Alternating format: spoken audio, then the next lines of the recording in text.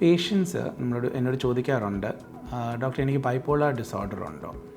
ഇത് ചോദിക്കാനുള്ള reason usually വീട്ടിൽ എന്തെങ്കിലും ഒരു ട്രിഗർ വന്നപ്പം നന്നായിട്ട് ദേഷ്യപ്പെട്ടു, അല്ലെങ്കിൽ ഭയങ്കരമായിട്ട് അജിറ്റേറ്റഡ് ആയി.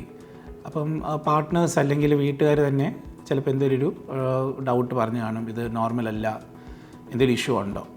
അപ്പോൾ എന്തുവാണ് ഈ ബൈപോളാർ ഡിസോർഡർ? ഈ ബൈപോളാർ ഒരു മൂഡ് ഡിസോർഡറാണ്.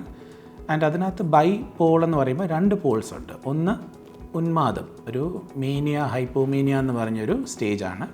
ആ സമയത്ത് ഭയങ്കരമായിട്ട് ചിലപ്പം സന്തോഷമായിരിക്കും, ഭയങ്കര ഹാപ്പിനെസ്, ഭയങ്കര സംസാരം, പരിചയമില്ലാത്ത സ്ട്രേഞ്ചേഴ്സിനോട് പോയി ഓവറായിട്ട് ഇൻട്രാക്ട് ചെയ്യുന്നു, പ്രൈവറ്റ് കാര്യങ്ങൾ പറയുന്നു, ഓവർ ഗ്രൂമിങ്, സെക്സിനോട് ഒത്തിരി എക്സ്ട്രാ താല്പര്യം, ഉറക്കമില്ലായ്മ, ഉറക്കത്തിൻ്റെ ആവശ്യമില്ല.